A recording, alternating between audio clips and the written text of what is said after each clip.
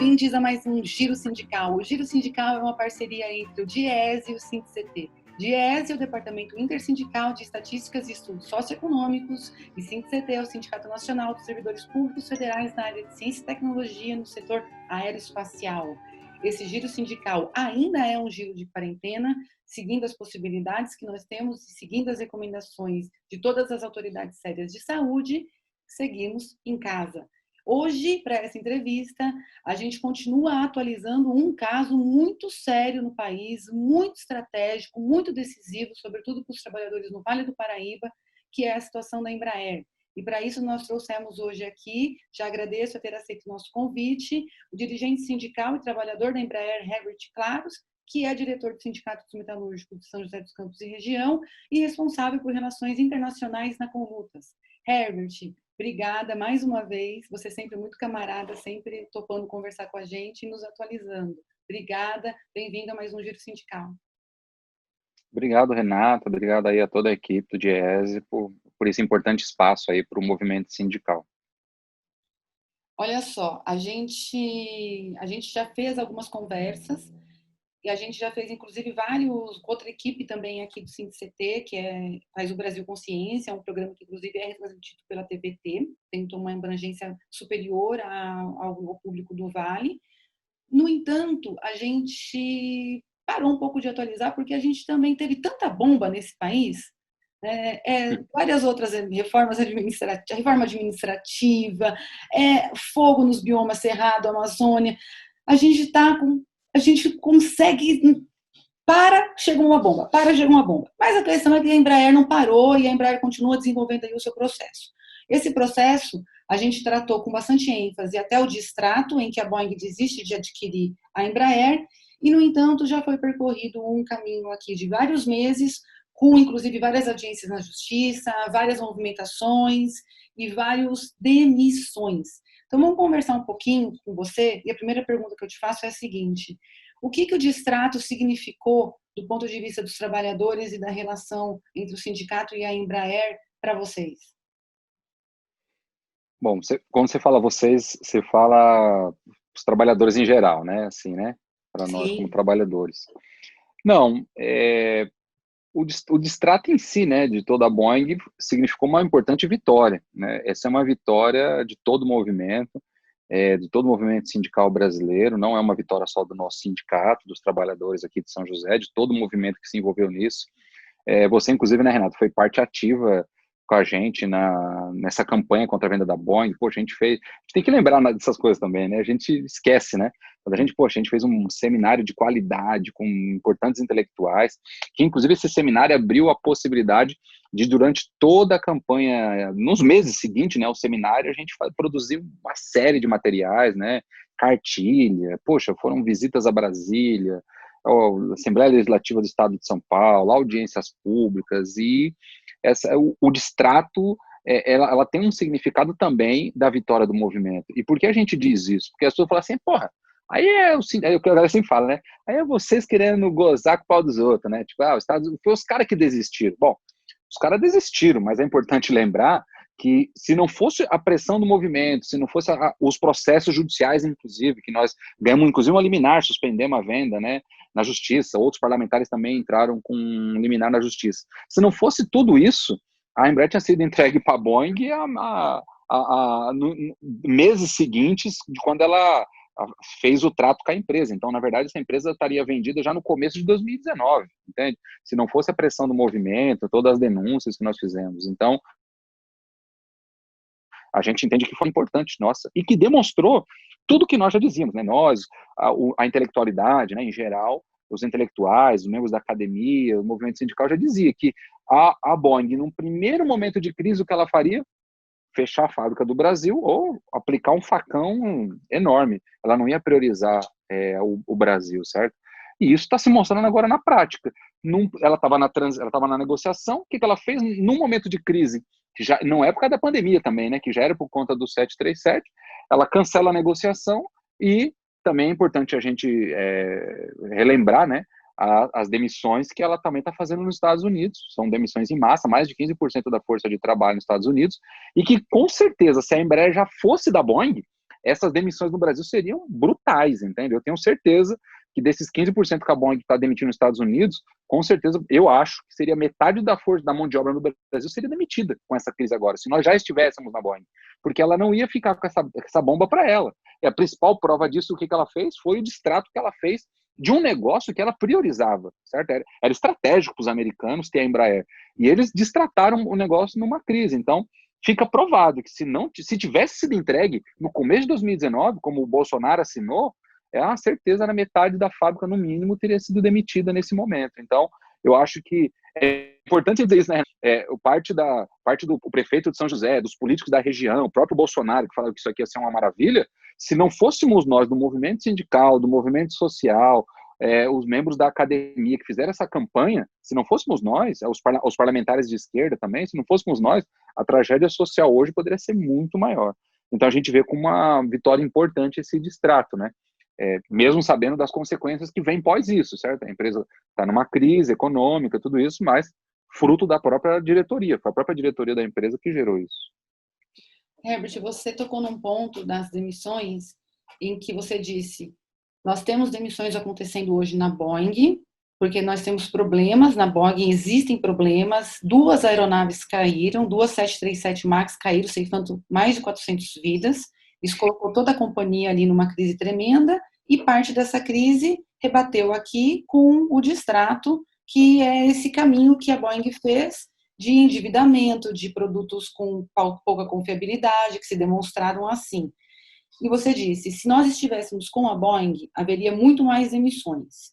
No entanto, quando você fala isso, você deixa subentendido que nós tivemos demissões aqui no Brasil. Agora, você consegue precisar quantas emissões houveram, se essas demissões elas foram em alguns eixos da empresa, se elas pegaram algum grupo específico, e, já emendando nessa pergunta, essas demissões, ao seu ver, e ao ver aí da companheirada que discute essa questão, ela coloca em risco a operação da Embraer para o futuro? Tá. De fato isso, né, Renata? Falei das emissões da Boeing, né, e falei que poderia ter mais aqui, porque tiveram aqui, né? Tiveram 2.500 demissões em São José não, desculpa, na Embraer de todo o Brasil, né, nesse ano, somente nesse ano, foram 2.500.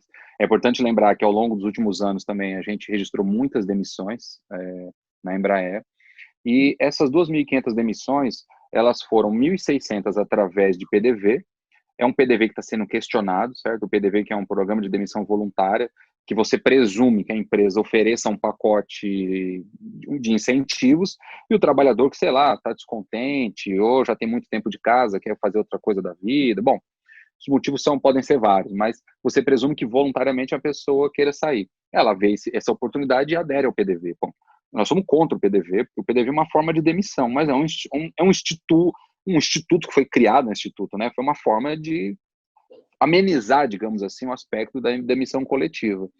O fato é que a Embraer deturpou totalmente isso, né? As empresas que seguem o PDV, digamos, certinho, se ferraram, porque a Embraer acabou com a imagem de PDV também, porque ela fez PDV através de assédio moral. Como que ela fez isso?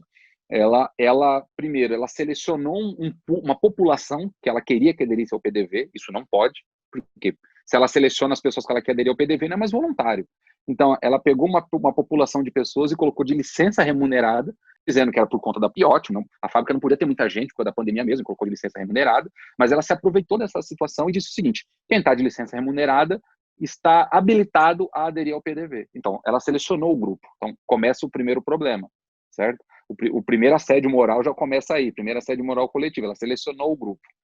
E o segundo problema é que ela fez uma campanha, como no meio da pandemia, o único contato que a empresa tinha com as pessoas era através dos gestores diretos, dos supervisores, certo? Na Embraer são supervisores. E cada supervisor criou um grupo do WhatsApp para monitorar e manter o contato com os trabalhadores durante a pandemia. A questão é que os gestores, os supervisores, usavam esse mecanismo através do WhatsApp para assediar os trabalhadores a aderirem ao PDV. Então, era aquela coisa, né? O supervisor mandava mensagem no grupo, ou até individualmente, muitos enviaram individualmente para os trabalhadores, dizendo o seguinte: olha, tá aberto aí o PDV, pensa bem, não vai ter espaço para todo mundo, crise da pandemia, sabe aquela coisa? Então, tipo, o trabalhador, né, todo mundo é inteligente, sabe que, né, o recado era para ele, ó, vou ser demitido. Se o supervisor está dizendo para mim pensar bem, é porque ele está dizendo para mim aderir. Então, isso é uma forma de assédio moral também, e, inclusive, esses casos foram feitos, nós recomendamos aos trabalhadores fazerem denúncia no Ministério Público do Trabalho, há uma centena de denúncias, tá? A palavra correta é essa mesmo, é centenas de denúncias, como nunca houve da Embraer no Ministério Público do Trabalho, isso não é nenhum segredo, então estão lá, sabe? A gente, inclusive, os trabalhadores iam fazendo denúncia pelo site, né, que você pode fazer pelo site, e mandavam para a gente o print final, tipo assim, sabe? Olha, concluí aqui, tá aqui a denúncia que eu fiz. E tá sob investigação do Ministério Público do Trabalho, ainda não tem nenhum parecer do Ministério Público do Trabalho. E o outro fato da demissão coletiva que a Embraer fez foi no dia 3 de setembro. Ela demitiu 900 trabalhadores arbitrariamente, sem nenhuma renegociação com os sindicatos. Nós, inclusive, tínhamos uma reunião com a Embraer no mesmo dia 3, às 8h30 da manhã. O chefe de RH, ele simplesmente me liga às 7h40 e fala, ó, tá cancelada a reunião porque eu estou demitindo 900 trabalhadores. Assim, falei, beleza, né? Ele falou assim, você quer reunir? Eu falei, reunir para quê? Você já está demitindo? Eu falei, nós podemos negociar essas demissões? Ele, não tem negociação, é isso mesmo. Eu falei, então, beleza. Sabe assim? É um absurdo, é o cúmulo do absurdo, a empresa não negocia. Nós sabemos que a demissão coletiva ela tem que ser negociada com o sindicato, tem todo o impacto social, ainda mais que nós estamos no meio da pandemia, no estado de calamidade pública, a empresa sequer negociou com a gente. A gente fez um movimento de greve, né, uma mobilização importante. É importante entender, né, a mobilização nesse aspecto também foi um problema para a gente, concreto, dentro das limitações da pandemia, por conta a fábrica tem um número muito reduzido de funcionários, hoje tem 30% da fábrica, a maioria está de home office ou de licença remunerada, então o fogo, o poder de mobilização nosso foi aquém do que deveria, de fato, por um momento exigia, por essa situação concreta da pandemia, certo? Mas o que a gente conseguiu realizar fez com que a gente aí fizesse importantes mobilizações, não só para chamar a atenção da sociedade, mas também a gente entrou aí com um dissídio coletivo, né?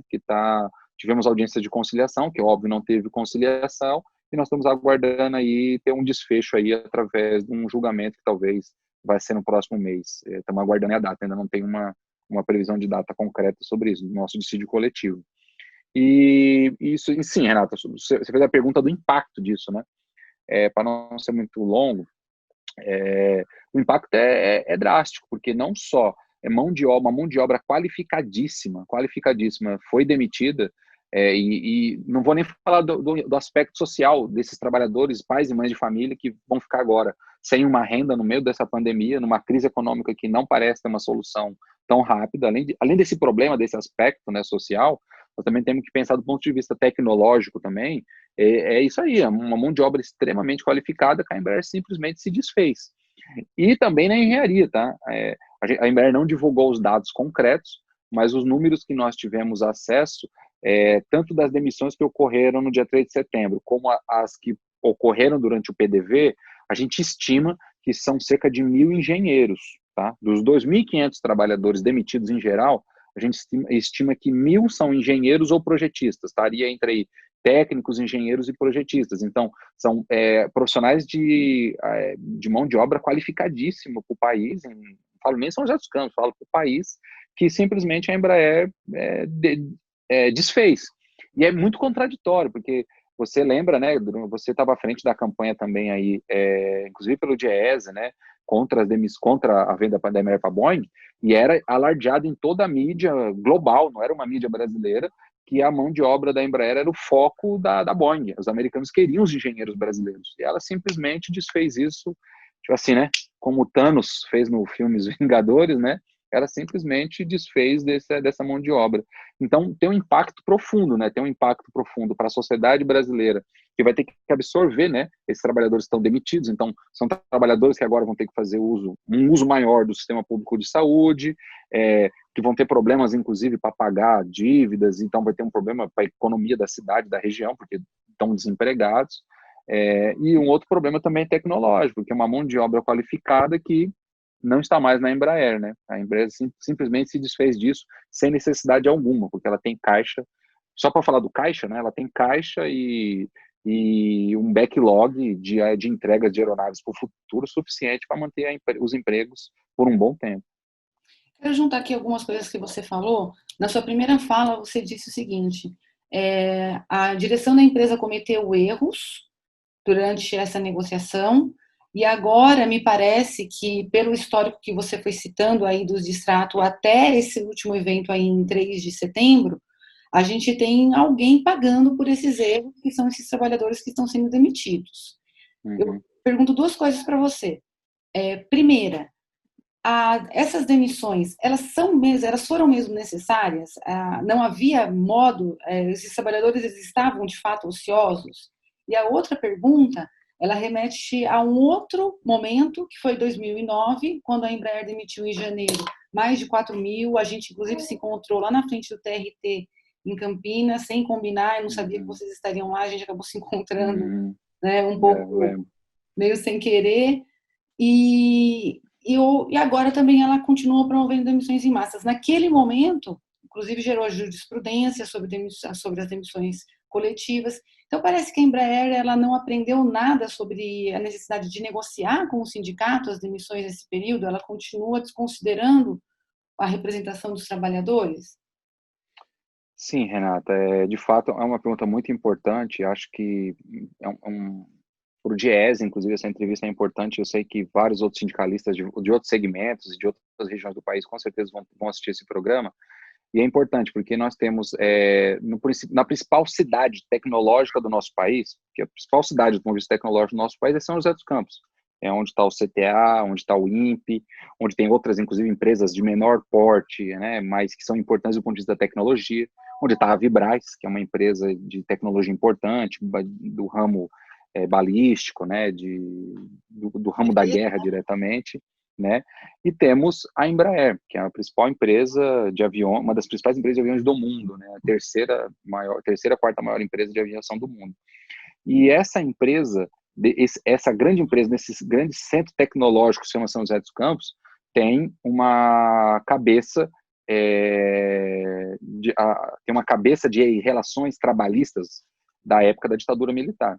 A Embraer, ela ainda carrega na sua administração de pessoas vícios da época da ditadura militar, que é a atitude antissindical, a perseguição a ativistas sindicais, a perseguição a trabalhadores que são sócios do sindicato. A empresa faz uma campanha cotidiana dentro da fábrica para desestimular os trabalhadores a serem sócios dos sindicatos.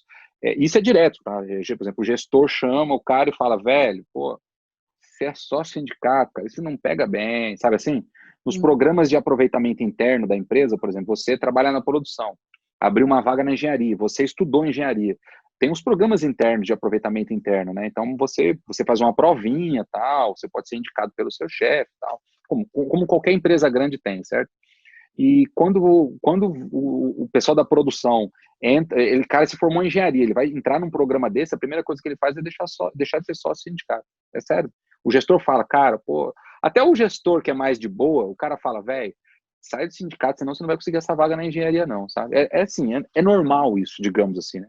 Na Embraer. Então, ela tem uma atitude antissindical cotidiana, e isso também se traduz nas negociações. Nas campanhas salariais anuais, né, que nós fazemos, a empresa tem uma postura de não reconhecer a negociação, ela se esconde através de negociadores na Fiesp, não existe um sindicato patronal dos trabalhadores de fábrica de aeronaves, sendo que ela poderia, inclusive, criar esse sindicato, e há uma cadeia de fornecedores de fábricas do ramo aqui na região, no estado de São Paulo. A Embraer, ela se esconde atrás da Fiesp, tipo, para justamente não dar a devida atenção que deveria dar para uma negociação sindical, e todos os anos a empresa insiste somente a inflação como máximo, tipo, a inflação para ela como se ela fosse o máximo, e propõe sempre retirar direitos. Então, na campanha salarial desse ano, repetindo a campanha salarial do ano passado, que nós não assinamos a convenção coletiva ano passado, inclusive nós tivemos uma greve importantíssima no ano passado dias, a empresa insiste em retirar a cláusula que garante estabilidade para o trabalhador portador de doença ocupacional e acidente de trabalho, e também a cláusula que permite terceirização dentro da fábrica. E nós somos contra isso.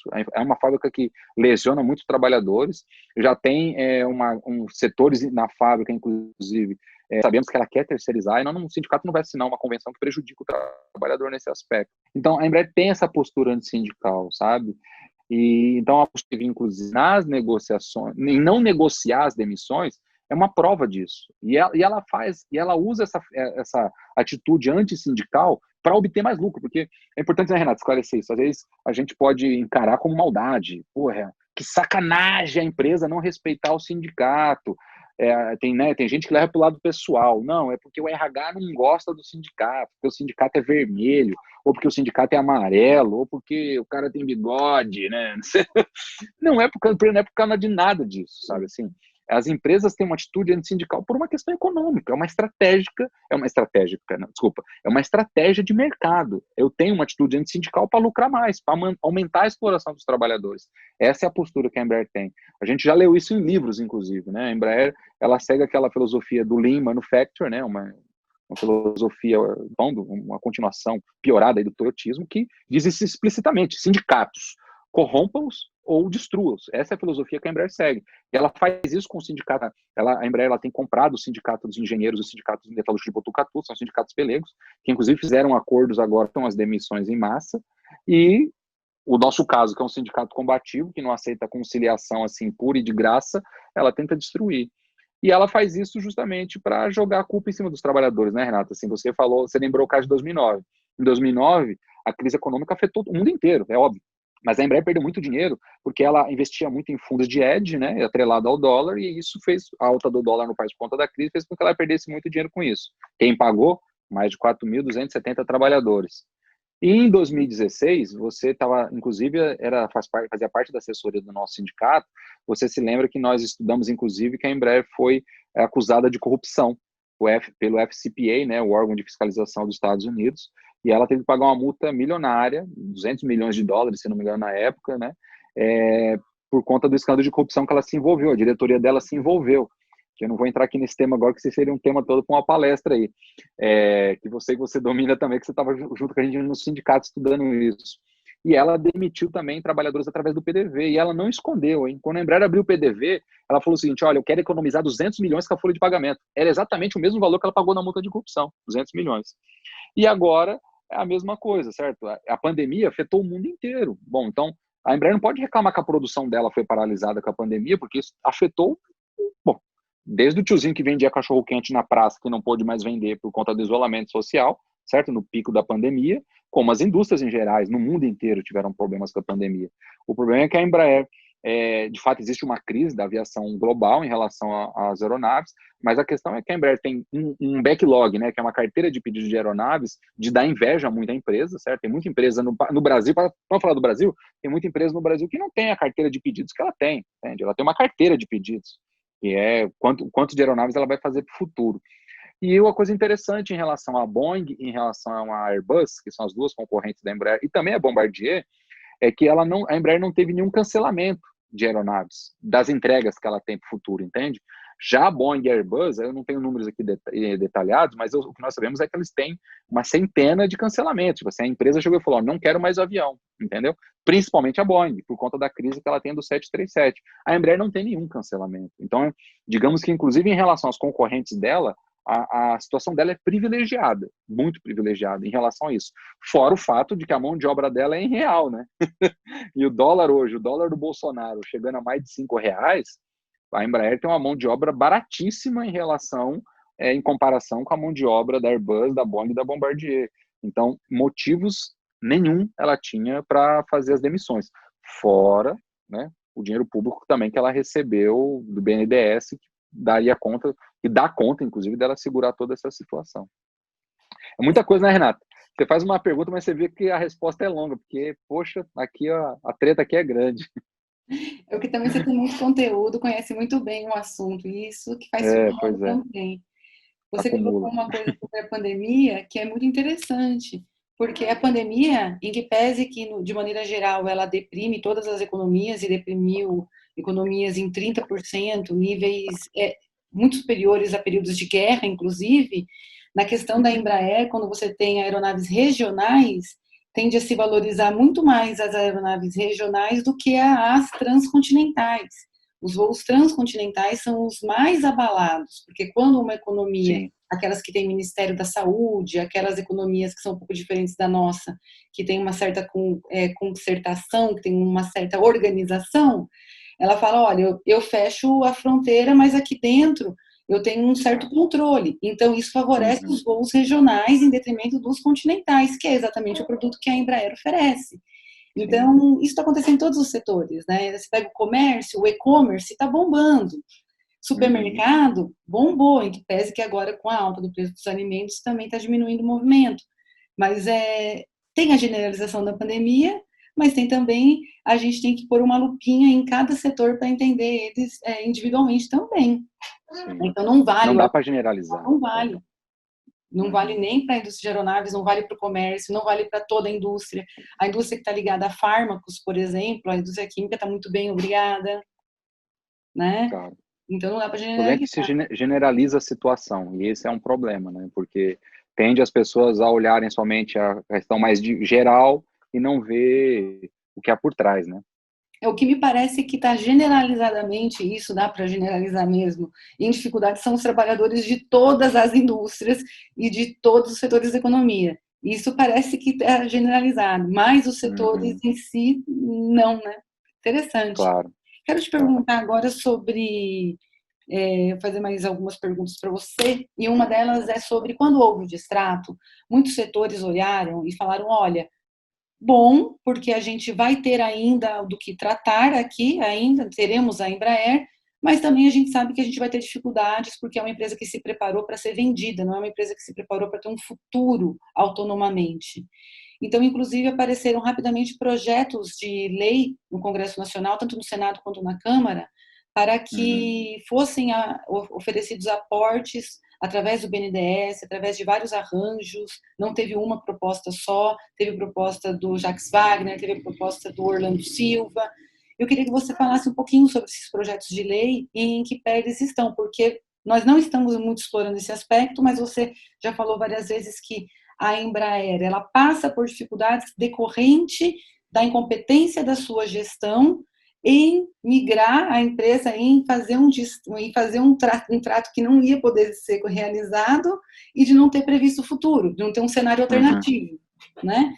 Então, como é que está aí essa questão dos projetos de lei?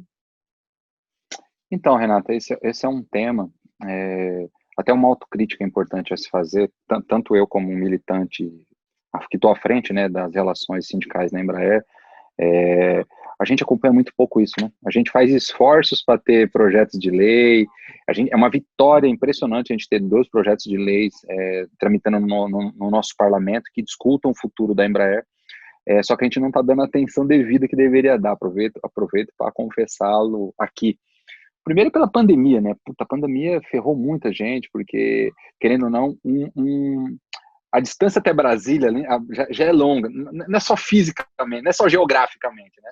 Mas conseguir movimentar e conversar com o parlamentar em Brasília é muito difícil, porque, óbvio, existem muitos temas sendo pautados no parlamento, mas o problema da pandemia é que isso piorou mais ainda, certo? É óbvio que a gente tem a facilidade da tecnologia, da reunião pelo Zoom, pelo Skype, mas é óbvio também que vários outros políticos estão envolvidos com outras coisas. Agora na eleição, então, nas eleições municipais ficou pior ainda.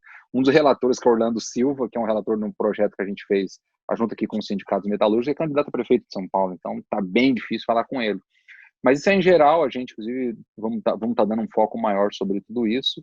E esses 2 projetos são fundamentais, eles têm que ser debatidos no parlamento brasileiro. A gente quer que, inclusive, o fato de ter esses 2 projetos, a gente levar para debate com a sociedade. Pelo menos aqui em São José dos Campos, nosso sindicato quer se comprometer com isso e a gente quer ver como a gente faz isso, inclusive, nos espaços políticos que a cidade oferece. E os que não oferecem, a gente vai dar um jeito de oferecer, seja onde for possível.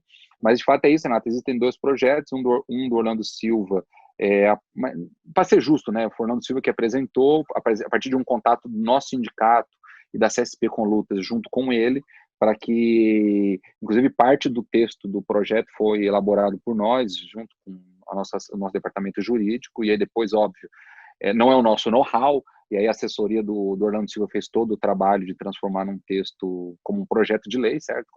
Que é o que deve fazer um deputado, e também o deputado Jacques Wagner, né, do PT da Bahia, apresentou também um projeto no Senado, que tem uma pequena diferença em relação ao controle total da empresa, caso a lei seja aprovada. Na proposta do que está tramitando na Câmara dos Deputados é uma proposta de reestatização da empresa, digamos, mais concreta, sem indenização, e que seja controlada pelo Estado de fato. Na proposta que está no Senado, ela é mediada, ela tem uma possibilidade de não ser totalmente controlada pelo Estado, ela tem uma possibilidade de ser mista, controlada pelo Estado e pelo mercado de capitais, sendo que o Estado teria a maioria das ações, digamos assim. Então, os dois projetos são interessantes para o debate. É óbvio que o sindicato tem a sua preferida, que é a que está tramitando na Câmara dos Deputados, por todo o conteúdo que tem sob o controle total do Estado sobre a Embraer como futuro, e a gente quer ver como a gente, a partir sendo bem sincero com a realidade, passando as eleições, a gente tornar de novo esse tema, a partir desses dois projetos, tornar o tema da necessidade da reestatização da Embraer na ordem do dia político, porque essa é uma realidade que antes era defendida somente pela esquerda, né? E a esquerda era taxada como os loucos, os radicais que querem reestatizar as empresas, e que hoje está sendo incorporada por exemplo, Ciro Gomes incorporou o tema da reestatização, políticos do PMDB, nós também já entramos em contato em Brasília, políticos do PMDB, que, óbvio, do ponto de vista político, tem outro tipo de atuação sindical, outro tipo de filosofia, mas que acham que, de fato, a reestatização é um projeto estratégico para garantir o futuro da indústria e da tecnologia no Brasil, né? Existem políticos que têm um viés que não é de esquerda, né? Não é se preocupando com os trabalhadores, mas que acreditam, sim, no potencial da indústria, da tecnologia e que veem a Embraer como esse potencial. Então, a gente tem que retomar esse debate, ele é importantíssimo, e esses dois projetos, eles são uma ferramenta para todos nós, né? Esses dois projetos não devem ser, inclusive, não, é um projeto de sindicato, junto com o Orlando Silva, com o Jacques Wagner. Não, esse projeto é para todo brasileiro e brasileira que acredita na Embraer, né? Então, quando eu falo de a gente construir espaços de debate, não só em Brasília, mas, por exemplo, eu acho que até aproveitar aqui um momento para a gente fazer um debate aqui em São José dos Campos de novo. A gente fez, né, na época da campanha da Bong, a gente chegou a fazer até no Literacia, que é um espaço, né, para quem não é de São José, é um espaço onde tem sarau de literatura, aqui em São José é um espaço bem legal, agora não está funcionando, óbvio, por conta da pandemia, mas a gente tem que fazer de novo audiências públicas, palestras, chamar o SINDCT, que é o Sindicato de Ciência e Tecnologia, que representa os trabalhadores, né, do CTA e do INPE, os outros sindicatos, as outras centrais, para a gente debater qual o futuro que a gente quer para a tecnologia e para a Embraer, né? E acho que esses dois projetos são, digamos, são meios de a gente fazer esse debate, né? Se esse projeto é viável ou não, entende? Então, acho que é muito interessante, sim, e bem legal o Diese tá. Sei que, através de você aí, o Diese está acompanhando e o Diese divulgar isso também. Sim, é um prazer para a gente poder estar acompanhando, poder estar divulgando, contribuindo. E olha só, uma questão interessantíssima. Você falou sobre as denúncias ainda no Ministério Público. Essas denúncias ainda podem ser feitas? Está aberta essa janela de recebimento de denúncias para que, se algum trabalhador estiver nos assistindo, se alguém conhece algum outro trabalhador que foi demitido, isso ainda pode ser feito? E se ainda pode ser feito, como? O que você orienta? Então, boa pergunta, Renata. Ainda pode ser sim, ainda pode, não tá encerrado, né, o processo de investigação. Não sei se a gente não tem acesso, né, é óbvio, o Ministério Público tem a sua independência, né, a gente entra em contato com eles, mas eles não nos disseram se eles já concluíram ou se eles já ouviram a Embraer. Então, assim, né, eles provavelmente vão via a Embraer, vão coletar também as denúncias de alguns trabalhadores. Então, esse processo de envio de denúncias ainda pode ser. Então, a gente, inclusive, está recomendando, obrigado aí por poder também usar o espaço de ESE para isso. O trabalhador da Embraer que foi forçado a aderir ao PDV com assédio moral, ou o trabalhador que está na Embraer hoje, por exemplo, né, o trabalhador que está na Embraer hoje, que se sente intimidado pelo supervisor, por qualquer tipo de assédio moral, de participar das assembleias do sindicato, de deixar de ser sócio, bom, ou qualquer outra situação de assédio, né, a mulher também que se sinta assediada dentro da empresa, infelizmente acontece.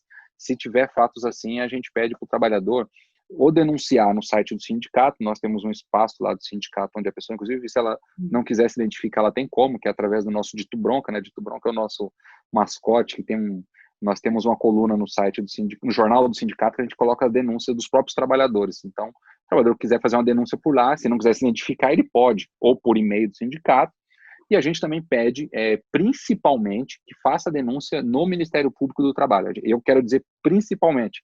É importante que o sindicato receba as denúncias, mas também é importantíssimo que elas sejam feitas no site do Ministério Público do Trabalho. Existe um site para isso, né? O trabalhador tem que entrar no site do Ministério Público do Trabalho, procurar a 15ª região, né? O TRT15, que é o que representa aqui São José dos Campos, e lá tem todo um passo a passo, né? Ele pode fazer a denúncia pelo próprio site, ele coloca o nome da empresa, ele relata o que aconteceu, se ele tiver provas, por exemplo, print de conversas, ou print de um e-mail que ele recebeu, que ele acha que é assédio, ou qualquer coisa assim, ele pode anexar e fazer a denúncia. Isso é importantíssimo. O trabalhador que às vezes se sofreu essa situação, ele tem que divulgar, ele tem que denunciar através desses mecanismos, porque isso com certeza pode ter sérias consequências para a Embraer. Isso é um crime. O assédio moral coletivo e o assédio moral individual é crime, e ela tem que pagar por esses crimes que ela está cometendo. A Embraer continua nossa, né? Mas também com isso a gente também ganha uma série de desafios. Mas ainda bem que a gente tem todos esses desafios. O contrário seria a gente já não ter mais os desafios e nem a empresa. Eu também vi esses dias que o KC, antigo KC, né? Agora ele mudou a sigla, né? É só C390. C300, isso. Ele acabou de ganhar um dos principais prêmios da indústria aeronáutica. Ele é o principal produto do setor de defesa. A gente também teve aí durante todo esse período, e aí eu vou fazer só mais essa pergunta para você, para a gente já caminhar para o encerramento. Quando você falou que a gente tem uma visão militar que predomina ainda do passado aqui da região, de quando a Embraer era uma estatal e ela era dirigida por militares, que ela nasceu dentro do CTA. Quando aconteceu a oferta da Boeing para a aquisição, primeiro que ela não foi uma oferta só como ela se desenhou ao fim, ela foi uma oferta quase de adquirir a empresa inteira, né? E aí você foi trazendo uns elementos que eu achei importante você resgatar, de resistências da sociedade, do sindicato, para não dar a impressão errada de que foi só uma desistência, né? Que até para chegar nessa desistência, a gente percorreu um caminho que teve muitas conversas e que teve muita movimentação. Fala, olha, não dá para ser assim, né? Tem que ser, olha, isso aqui é muito perigoso, isso aqui não dá, né? Os militares, em algum momento, se posicionaram, que hoje a gente tem aí um suposto nacionalismo dirigindo o país. E como foi isso? Houve alguma manifestação desse nacionalismo em defesa da Embraer? Não. Não. Não teve durante a campanha e não tem atualmente. Esse nacionalismo, na verdade, acho que nós temos que achar aí na academia um outro nome, viu, Renato? Eu não consigo chamar isso de nacionalismo, não. Porque, na verdade, nós temos um nacionalismo aqui pró-Estados Unidos, né? De fato é esse. Com todo respeito à instituição das Forças Armadas brasileiras, mas eles estão tendo mais interesse no patriotismo norte-americano do que no patriotismo brasileiro. Essa é a realidade, entende? Acho que uma das principais provas de que esse governo não é nacionalista é o debate atual em relação ao 5G, né? A tecnologia 5G, que agora, se não me engano, foi ontem, né? Ou anteontem, acho que foi anteontem, o governo norte-americano, o governo brasileiro, o responsável de segurança, né, dos Estados Unidos, de relações, de estratégia, né, de segurança, de guerra, né, vem para o Brasil para a assinatura de um tratado de 5G, que não é, os Estados Unidos não têm a melhor tecnologia de 5G, os europeus, para não falar da China e do Japão, só os europeus são melhores, a tecnologia é melhor que a dos Estados Unidos, e o governo simplesmente, óbvio, com aval dos militares, certo? Assina um acordo que é desfavorável para o Brasil. Bom, TV Globo está dizendo isso, né? Imagina, a Globo está dizendo isso, é interessante, né? Não é uma crítica da esquerda anti-americana, é uma crítica de qualquer cientista, ou de qualquer estudioso, de gente séria que vê que nós estamos fazendo isso para agradar o Trump, entende? Para agradar os norte-americanos. Então, não é uma política nacionalista e não foi assim também tratado com a Embraer, pelo contrário. A gente sabe, óbvio, que houveram setores dentro das Forças Armadas, principalmente na aeronáutica, um setor da Marinha também, mas principalmente na aeronáutica, que era contra a venda da Embraer para a Boeing. Setores do alto oficialado, aí, dos altos oficiais. A gente sabe, a gente não tem nomes, né? Não sei se é o general tal, coronel tal, não sei, mas a gente sabe que foram gente da alta, mas também tem, né, hierarquia a hierarquia aí que eles seguem militar, tal, impede eles de dizer, tal. Em outros países acontece isso, em outros países as Forças Armadas dizem, a opinião deles é que eles simplesmente baixam a cabeça para esse entreguismo todo que está acontecendo. Mas a gente sabe que, de fato, tiveram, até revistas, né, especializadas disseram que, quando foi cancelada a venda da Embraer para a Boeing, houveram setores das Forças Armadas que comemoraram. Mas, em geral, a instituição não foi contra. A instituição foi favorável à entrega da Embraer para a Boeing, como da mesma maneira que está sendo agora, dando cheque em branco para os Estados Unidos em relação à tecnologia 5G. O que é lamentável, porque a Embraer, se ela tiver, a Embraer reestatizada e com um projeto nacional, inclusive de defesa, ela pode fazer coisas impressionantes, entende? A Embraer pode não só munir as Forças Armadas brasileiras do ponto de vista da defesa das fronteiras, da parte oceânica, né, das nossas fronteiras, como também ser um projeto de apoio, de fato, à população brasileira. Então, assim, vou dar um exemplo bem pequeno, tá? Vou dar um exemplo, eu considero pequeno, mas tem uma relevância grandíssima, que é o aspecto ecológico. Nós vimos as queimadas que tiveram agora no Pantanal, que continuam tendo, e tem na Amazônia, bom, em todos os nossos biomas, né, infelizmente, no Cerrado, na Mata Atlântica também a gente sofre com as queimadas. A Embraer desenvolve um avião que é o avião agrícola, tem um nome, eu esqueci, nossa. O Ipanema. O Ipanema. Não, isso, tem o nosso Ipanema, que é um avião agrícola que faz pulverização de veneno. Ele pode ser usado também para combate a incêndio. E muitos agricultores, inclusive do Pantanal, que usam esse avião, o Ipanema, que é da Embraer, tá fabricado em Botucatu, para fazer pulverização de agrotóxico, alguns deles usaram isso para tentar amenizar alguns pontos de queimada jogando água em vez de agrotóxico. Ainda bem, né? Bem melhor jogar água. E então, assim, para dar um exemplo bem pequeno, mas que tem uma grande relevância. Então, se a Embraer fosse uma empresa estatal com um foco no desenvolvimento do nosso país, era dar o governo, o presidente da República dizer, olha, Embraer, fabrica aí uma série de aviões que nós queremos usar aviões para combater incêndios, porque o incêndio não é uma realidade de 2019 ou de 2020, provavelmente vai ser uma realidade para os próximos anos. Infelizmente, é fruto dessa situação do aquecimento global, certo? Que culpa dos homens e do capitalismo, né? Não dos homens em geral, né? Do capitalismo em geral. E então, essa realidade poderia ser enfrentada com a Embraer, ou não só com a fabricação, óbvio, dos Ipanemas, né, para isso, mas a Embraer pode desenvolver um avião só para isso. Ela tem capacidade. Ela pode fazer um KC-390 adaptado para o combate a incêndio. Basta querer, entende? Então, os potenciais são gigantes. Então, dou esses exemplos aí, inclusive ambientais, para demonstrar que as Forças Armadas, infelizmente, não estão preocupadas com o Brasil como deveriam ter. O povo ama que as Forças Armadas estejam a favor do povo, não através de uma ditadura, porque isso não vai resolver os problemas nossos, é concreto. O povo é concreto, o povo quer que se resolva as coisas. Não vai ser através da ditadura, porque não resolveu. A ditadura aumentou os casos de corrupção, aumentou as crises econômicas, tem que ser através do apoio democrático, e as Forças Armadas cumpriram o papel deles de Forças Armadas. Não é interferir na democracia, não é interferir nos meios políticos. É isso. Gente, vamos ficando por aqui. Eu sou Renata Belzunces, apresentei mais um Giro Sindical. Antes de me despedir do Herbert, quero saber se tem mais alguma coisa, algum recado, alguma colocação que você queira fazer, e já te passo a palavra aí para sua despedida. Obrigado você, Renata, aí pela participação, mais uma participação com vocês no DIEESE. Sempre é um prazer falar com vocês aí. Agradecer toda a equipe do DIEESE, pela toda a divulgação do movimento sindical que vocês continuam fazendo, não só pelo tema da Embraer, mas de todo o movimento sindical em meio à pandemia. É um desafio instituições como o DIEESE continuar munindo, né, o movimento sindical e a sociedade em geral dos temas que estão afetando a classe trabalhadora em geral nesse período, e pedir aí o apoio de toda a sociedade que está nos ouvindo aí, a nossa campanha, né, contra as demissões que estão ocorrendo na Embraer. Nós vamos ter audiência no tribunal que representa o nosso sindicato em Campinas, provavelmente daqui a umas 2, 3 semanas. A gente pede a solidariedade do movimento sindical, enviar moção, mensagens contra as demissões da Embraer e em defesa da reestatização da empresa. A gente continua nessa campanha aí. Muito obrigado a todos aí e vamos à luta por um Brasil melhor. Fora Bolsonaro. Fora Bolsonaro. E se o Obama estatizou a GM em 2008... que por que não, né? Estatizar Por que Embraer não? 2020.